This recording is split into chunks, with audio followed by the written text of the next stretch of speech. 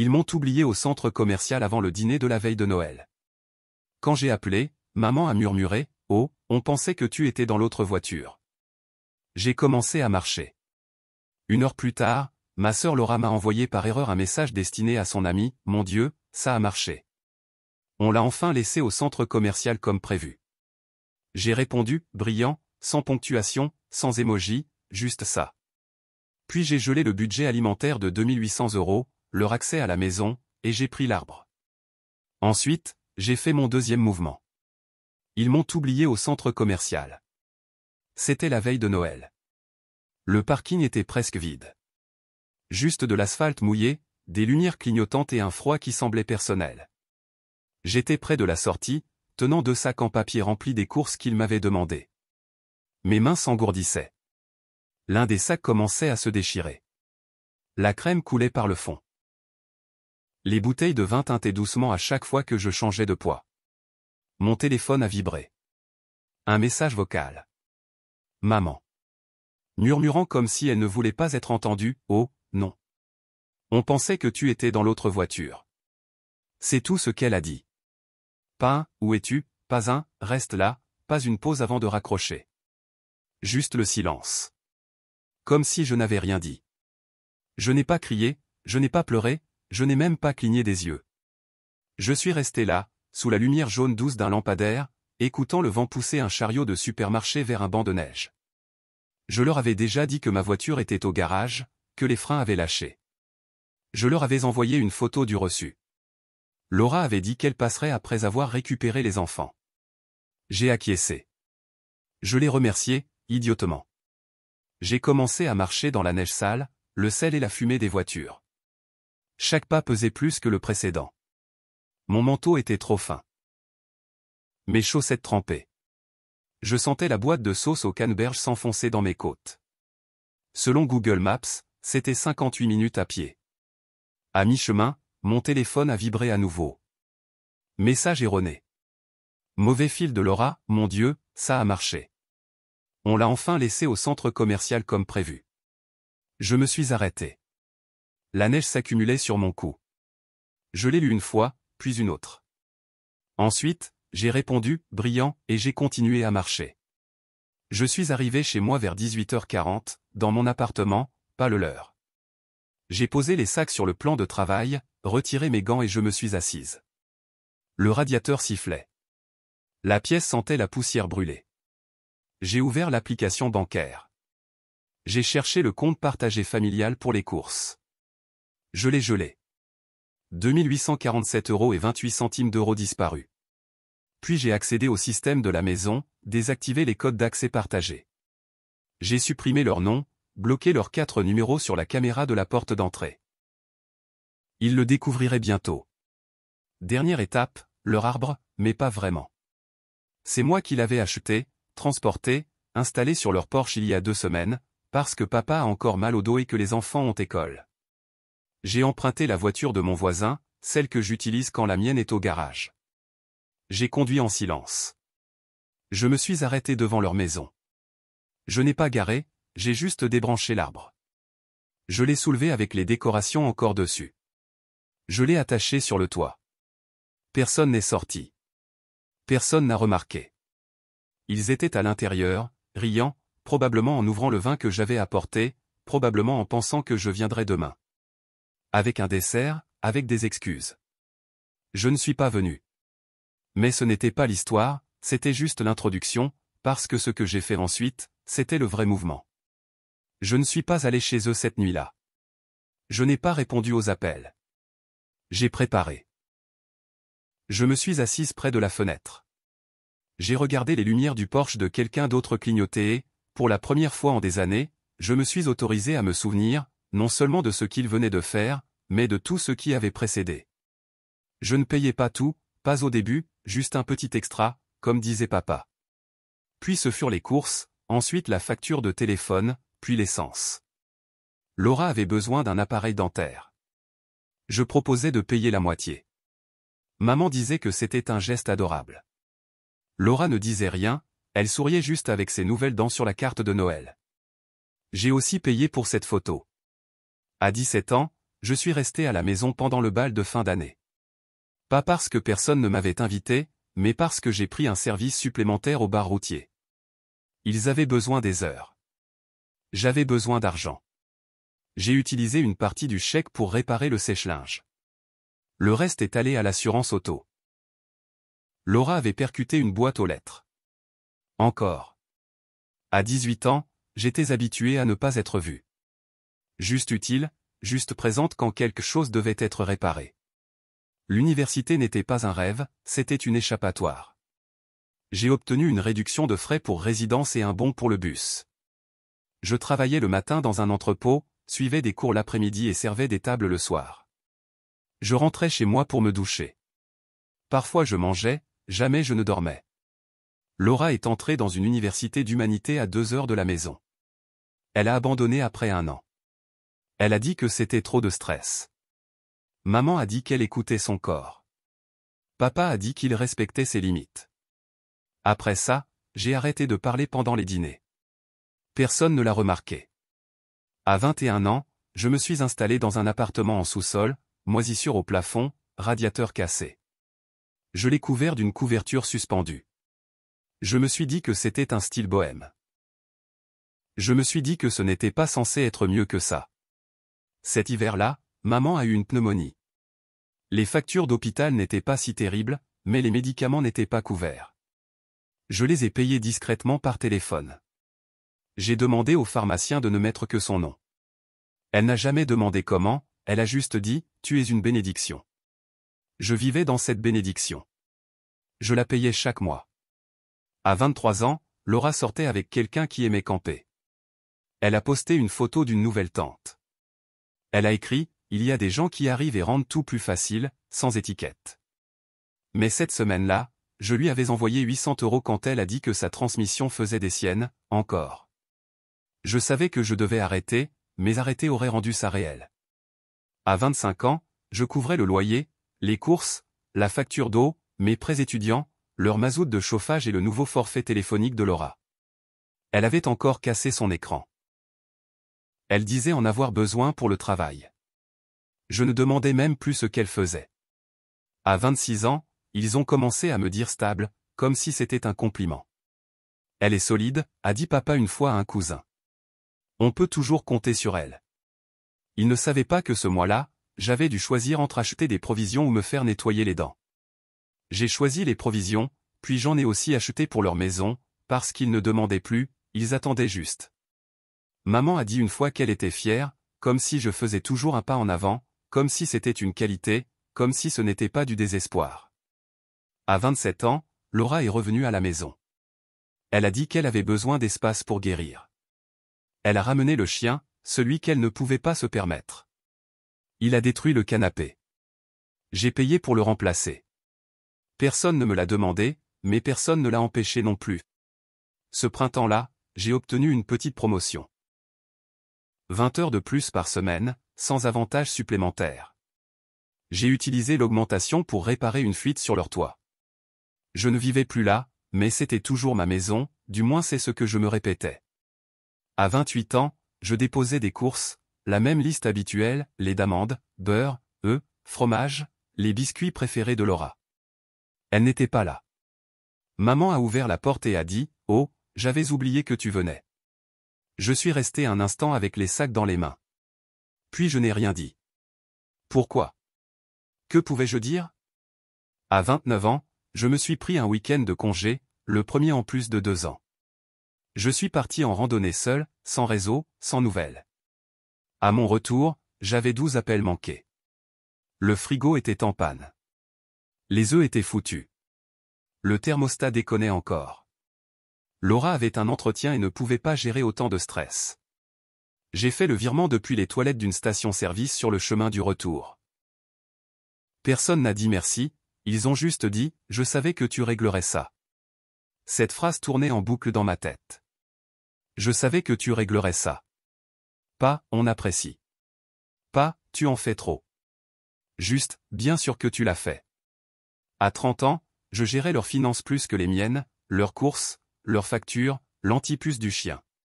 J'avais un calendrier pour eux. Je n'en avais même pas un pour moi. Cette année-là, j'ai oublié mon propre rendez-vous chez le dentiste. Laura a posté une photo avec le chien au bord d'un lac.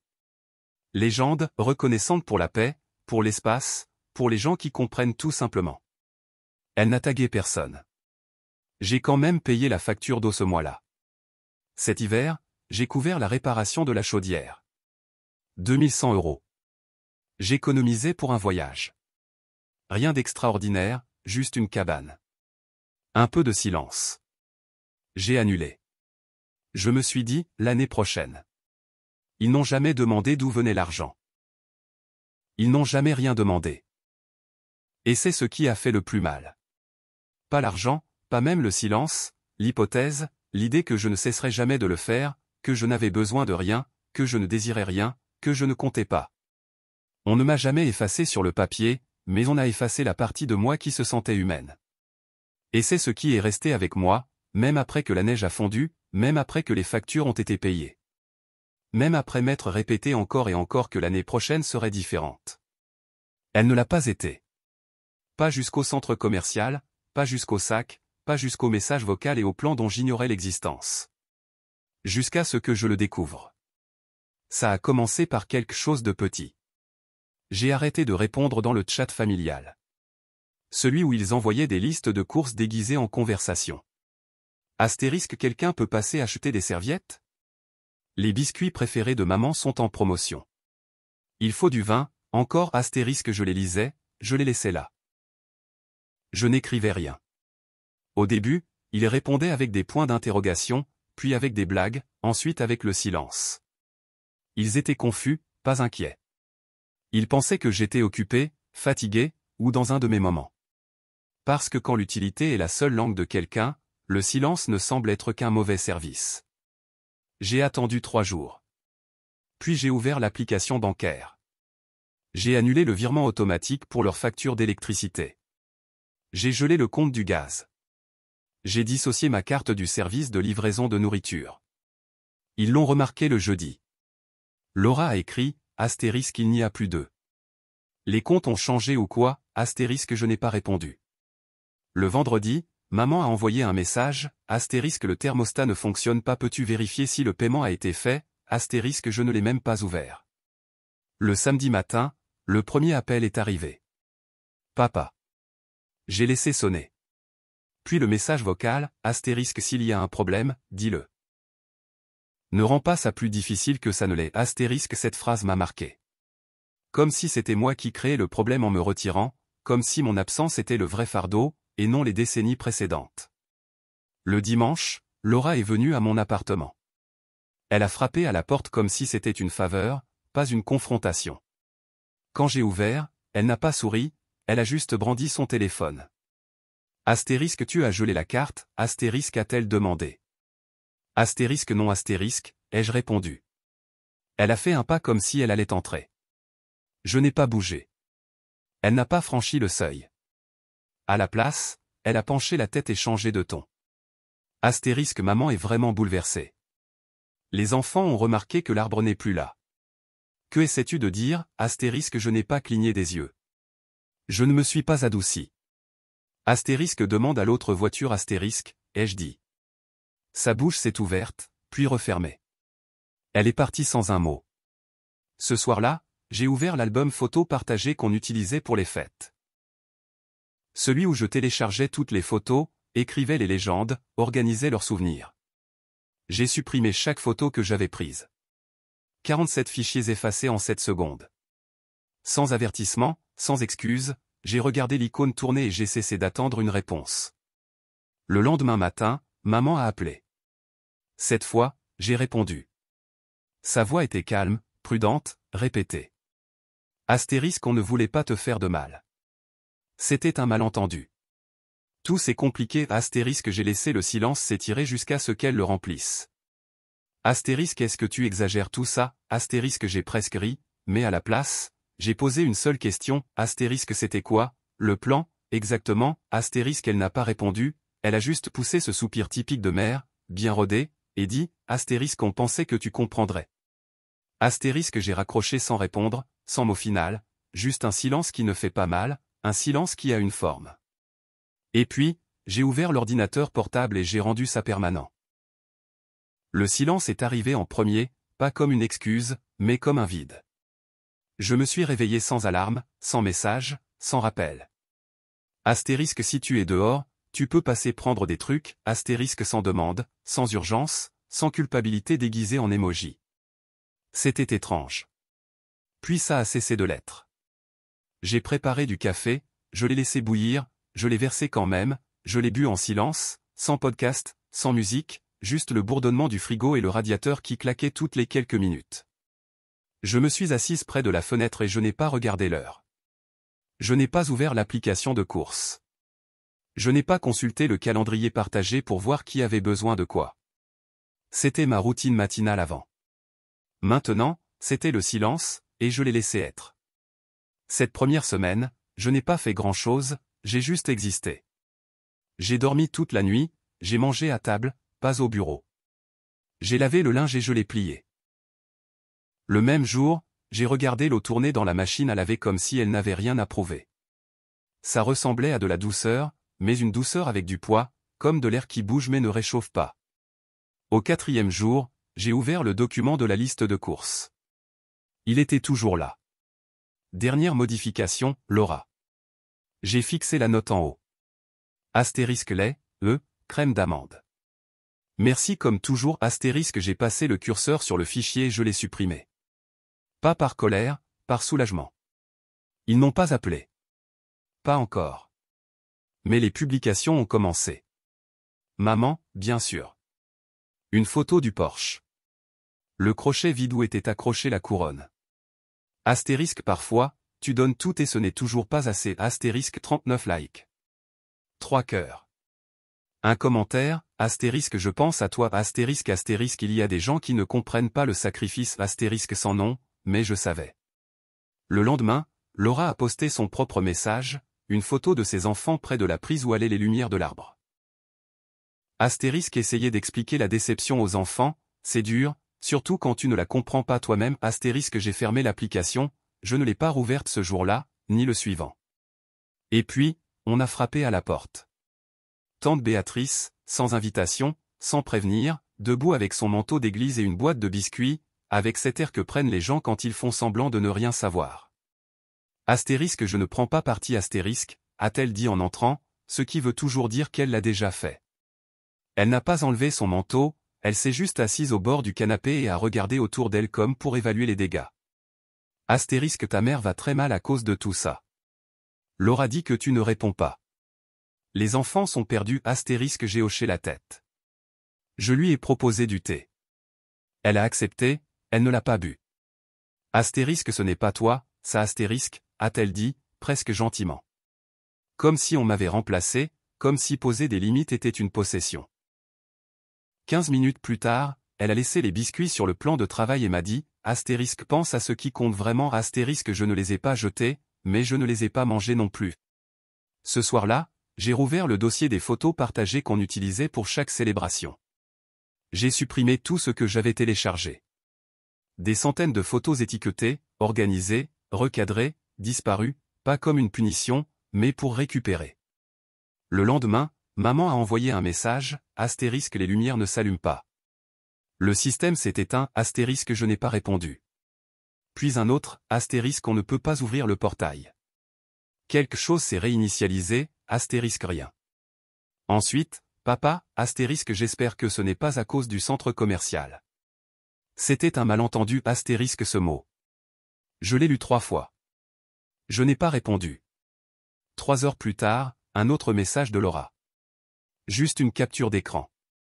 La facture d'électricité. Elle arrivait à échéance dans 5 jours. Astérisque je suppose que tu vas t'en occuper. Astérisque je l'ai archivé. Je ne l'ai pas supprimé. Je n'ai pas répondu. Le lendemain matin, une enveloppe Kraft a glissé sous ma porte. Dedans, la facture du gaz. Et une note, astérisque on sait que tu as toujours aidé. Juste une fois de plus, astérisque j'ai retourné le papier et j'ai écrit, astérisque qu'est-ce qu'une fois de plus quand ça a été toute une vie, astérisque je l'ai laissé dans leur boîte aux lettres. Je n'ai pas appelé, je n'ai pas attendu. Cet après-midi-là, j'ai reçu une photo de Laura. Ses enfants assis sous une fenêtre. L'un tenait la guirlande lumineuse débranchée de l'arbre. Astérisque, ils disent que ça ne ressemble plus à Noël. Astérisque, je l'ai regardé, je l'ai supprimé, j'ai éteint le téléphone. À la fin de cette semaine, le silence a changé. Moins de calme, plus d'agitation. Ils n'étaient plus confus, ils étaient nerveux, parce que cette fois, je n'étais pas revenu. Pas de astérisque, je suis désolé astérisque. Pas de astérisque, j'avais juste besoin d'espace astérisque. Juste le son de mon absence qui persistait. Maman a essayé une dernière fois. Message vocal, astérisque, on a fait des erreurs, mais la famille pardonne. C'est de ça qu'il s'agit à cette période. Astérisque, j'ai laissé le message non lu.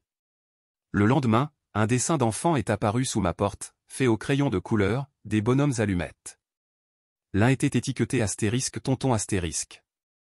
En bas, il était écrit, astérisque reviens, s'il te plaît, tu nous manques. Astérisque, je me suis assise par terre, je l'ai lu 3 fois, puis je l'ai plié avec soin.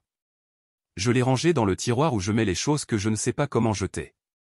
Je me suis levé, j'ai préparé du thé, je l'ai regardé infuser, je n'ai pas pris le téléphone, je n'ai pas ouvert l'application, je n'ai pas demandé s'il m'attendait encore. Probablement, mais pas moi. Plus maintenant. Je ne suis pas revenu, ni pour le nouvel an, ni quand ils ont posté la photo de famille souriant devant un arbre à moitié décoré, ni quand tante Béatrice a envoyé un message, astérisque, elle ne va pas bien. Peut-être que tu pourrais lui écrire quelque chose. Astérisque, j'ai laissé le message non lu, puis je l'ai archivé. Il y a des histoires qui n'ont pas besoin de réponse. J'ai passé le nouvel an seul, par choix. J'ai cuisiné des pâtes. J'ai ouvert un vin que je n'avais pas à partager. Je me suis assise par terre avec une couverture sur les épaules et j'ai regardé le compte à rebours sans son. À minuit, le quartier a explosé en feu d'artifice. Je ne suis pas sorti, je suis resté là, jambes croisées, mains immobiles, respirant à travers le bruit. Ça ne m'a pas ébranlé. Pas cette fois. 2 jours plus tard, je suis allé à la librairie du coin. J'ai acheté un agenda, du genre simple, sans phrases motivantes, sans lettres dorées, juste des cases blanches. De l'espace. Sur la première page, j'ai écrit une seule chose, astérisque, tu ne dois pas de réponse à ceux qui ont ignoré tes questions, astérisque, ça a devenu une règle. Le lendemain matin, j'ai vidé le tiroir de la cuisine. Celui où je gardais leurs factures, leurs vieilles ordonnances, des tickets de supermarché, des notes froissées avec des rappels comme astérisque, n'oublie pas leurs biscuits. Du vin pour papa, pas le bon marché, astérisque, j'ai tout déchiqueté, même les notes de ma propre écriture, même celles que Laura m'avait laissées il y a des années après que j'avais payé son loyer. Astérisque, merci, t'es la meilleure, encore astérisque, c'est celle que j'ai regardée le plus longtemps. Puis je l'ai jetée avec les autres. J'ai vu le papier se tordre et disparaître. Personne n'a appelé ce jour-là, ni le suivant. Et puis est arrivé le colis, sans expéditeur, juste du papier craft froissé au coin. Dedans, l'ornement de la cime de l'arbre que j'avais acheté de Noël plus tôt, enveloppé dans ce papier de soie qu'on réutilise, pas plié avec soin, juste fourré comme une culpabilité, sans note, juste du silence. Je l'ai tenu un moment, je l'ai retourné, je l'ai posé sur la table, pas par nostalgie, mais par choix. Je l'ai mis dans un tiroir. Celui des vieux reçus, des garanties, des pièces de choses dont je n'ai plus besoin mais que je ne sais pas encore jeter. Pas parce que je voulais le garder, mais parce que je ne voulais plus le porter. C'était la différence. Cette semaine-là, je me suis acheté un petit arbre, hors saison, en plastique, sans lumière, juste quelque chose de vert dans un coin, quelque chose qui ne demandait rien. J'ai refait de la soupe. La même recette, avec plus de sel. Je l'ai mangé avec du pain que je n'ai pas brûlé cette fois. Je me suis couché tôt. Je me suis réveillé avec la lumière. Je me suis regardé dans le miroir et je n'ai pas vu quelqu'un qui essayait de tout tenir. J'ai juste vu quelqu'un debout, ferme, immobile. Je n'ai pas prié pour une réconciliation. Je n'ai même pas prié, mais j'ai murmuré astérisque merci astérisque. Pas à eux, au moment, au silence, à cette version de moi qui se perdait chaque année dans des sacs en papier, des trajets oubliés, des tickets de supermarché. Cette version n'est plus perdue. Elle est chez elle.